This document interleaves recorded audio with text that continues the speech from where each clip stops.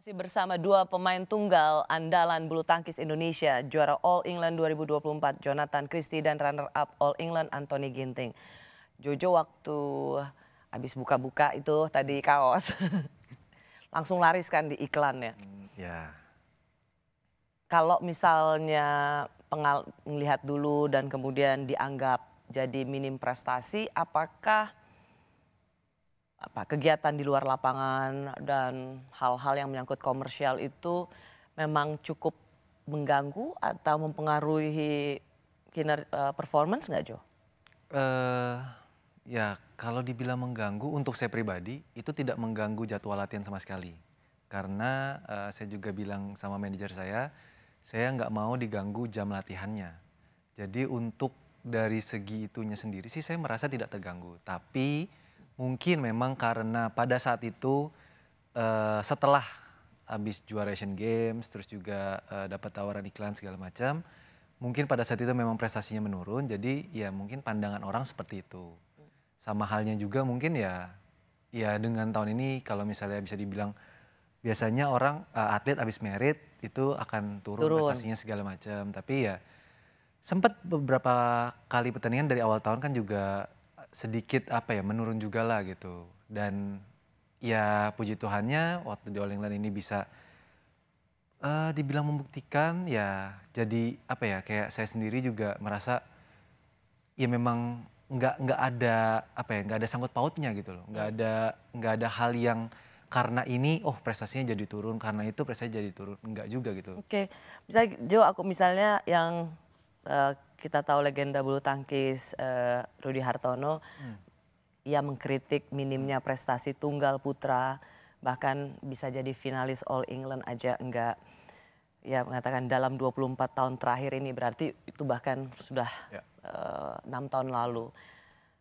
Dalam 24 tahun ini hampir tidak ada tunggal putra kita yang bersinar di All England.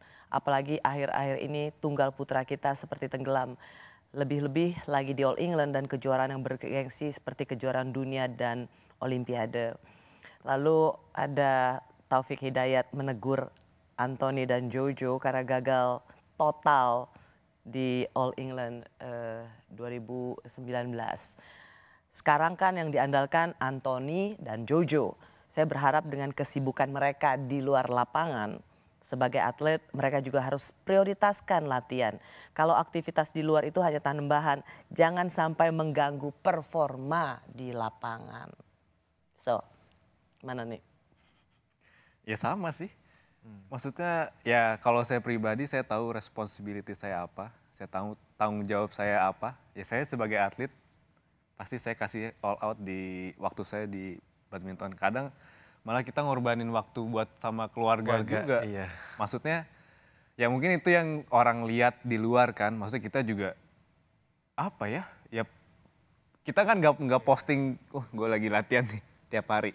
Cuman ya maksudnya Yang dilihat iklannya. yang lihat iklannya karena kita posting, karena kewajiban segala macam. Tapi ya itulah maksudnya ya kita yang tahu.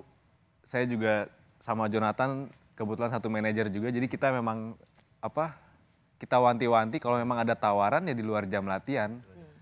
Mau apapun itu tetap latihan sama pertandingan nomor satu. Itu cuma satu hal ya, Jo, Oni, tapi kita diskusi ya. Memang pasti nggak boleh ganggu latihan, tapi syuting iklan itu kan juga itu menyita waktu loh. Iya. Dan pasti ada dari sisi waktu kalian yang akan dikorbankan, misalnya istirahat. Gitu.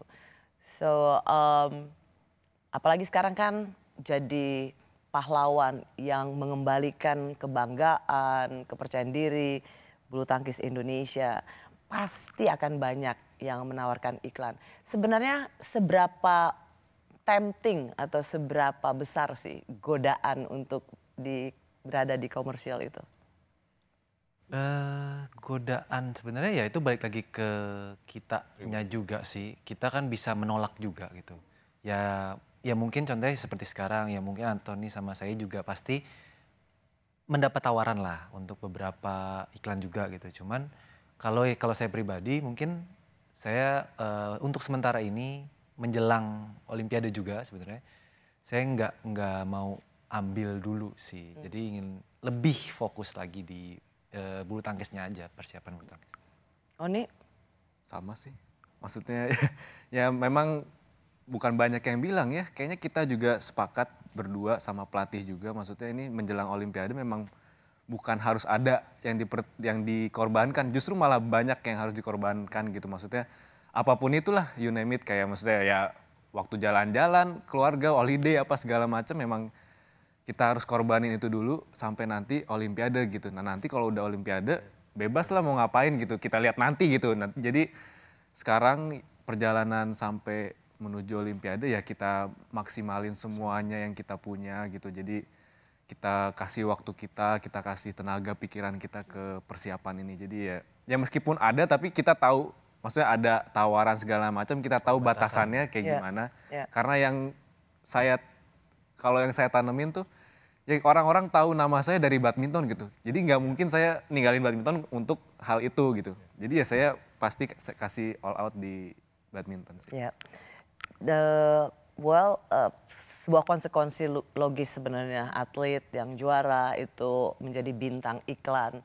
Tapi memang tetap harus lesson learn-nya adalah meskipun tidak mengganggu jadwal latihan, tapi memang yang paling penting adalah menjadi juaranya juga. Karena ya... Nah, itu namanya atlet. Ya, bukan jadi bintang Bukan iklan. jadi bintang iklan, ya. Kalau kan ada tadi kita ngobrol, ternyata kan kalian harus punya target ikut match kan. Dalam 1 tahun tuh berapa kewajibannya? Kurang lebih 20 ya, kurang lebih. Kalau wajib Yang wajib sih 12 sampai 15 mungkin. 15 wajibnya. Yang wajib. Tapi di luar itu mungkin bisa lagi. Jadi ya total kurang lebih 20-an ada setahun. Setahun minimal ya, Ya, supaya rata-rata lah. supaya jangan sampai kehilangan peringkat, jangan sampai juga apa didenda gitu. Sayang dong habis juara All England didenda, hadiahnya ntar habis buat bayar denda ya. Itu memang melelahkan ya. Itu gila sih kalau dengar harus main di minimal. Pasti sih. Bisa dibilang malah Ya kalau kalah, apalagi kalau kita lagi nggak perform dalam arti hasil turnamennya nggak yang menurut kita itu bukan cuma badan yang capek, pikiran juga capek kan? Kenapa? Pikiran Dihujat. bukan masalah hujan mah saya bodo amat. Iya, itu juga bodo Maksudnya yang kita udah expect, oh kita udah latihan capek nih, udah latihan maksimal, tapi pas pertandingan kok nggak sesuai apa yang kita expect gitulah. Tapi ya itu tadi lah. Maksudnya ya namanya. Itu termasuk eksploitatif nggak sih? Tereksploitasi nggak sih? Mungkin bisa dibilang gitu ya. Kadang-kadang juga saya pengen kalau ada kesempatan ya untuk berbicara dengan BWF, saya pengen coba diskusi gitu loh. Karena aturannya memang begitu ya? Karena memang ya aturannya seperti itu, apalagi kalau kita yang sudah di peringkat 10 ya, top 15 ya. Top 15 itu ada klausulnya memang harus mengikuti beberapa turnamen yang wajib diikuti. Ketika kita nggak ikut situ ya makanya akan kena denda gitu. Nah, jadi tetap harus main terus, tanding terus. Ya kalau nggak mau main bayar denda. Bayar denda, iya udah itu aja. Tapi coba gambaran, kan kalau banyak penonton Indonesia meskipun ya mereka mencintai bulu tangkis, mereka taunya cuman kalau nggak menang kalah. Tapi kalau tadi bilang, aduh itu melelahkan banget. Coba kasih gambaran, segimana dahsyatnya harus memenuhi kuota tanding itu. Coba kasih tahu hari ini gini, begini gitu. Jadwalnya, ya kita latihan Senin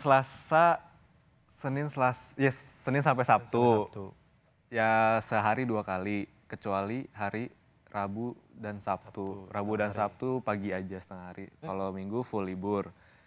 Ya itu kurang dramatis, biasa aja. Ya, Katanya sibuk banget mau memberikan masukan ke. Kalau mau lihat sibuknya nih, dalam 1 tahun ada berapa hari Mbak? 365 hari. Kita cuma dapat libur 1 minggu, maksimal 2 minggu.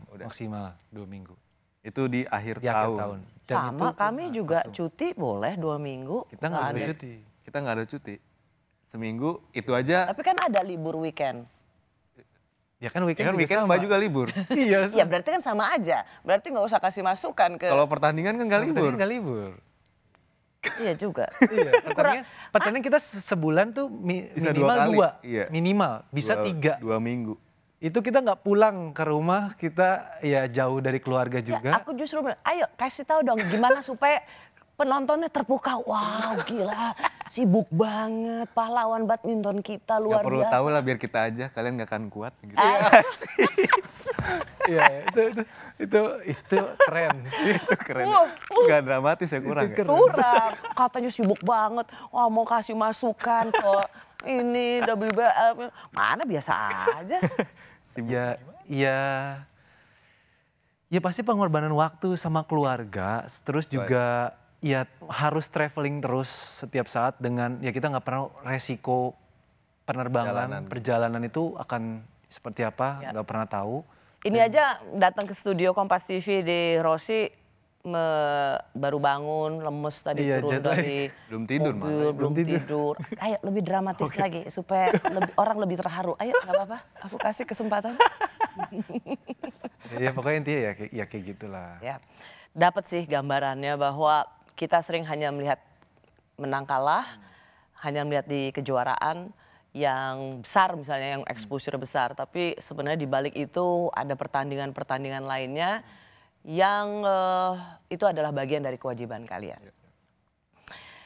Apa yang akan dilakukan Jojo dan Anthony mempersiapkan Olimpiade?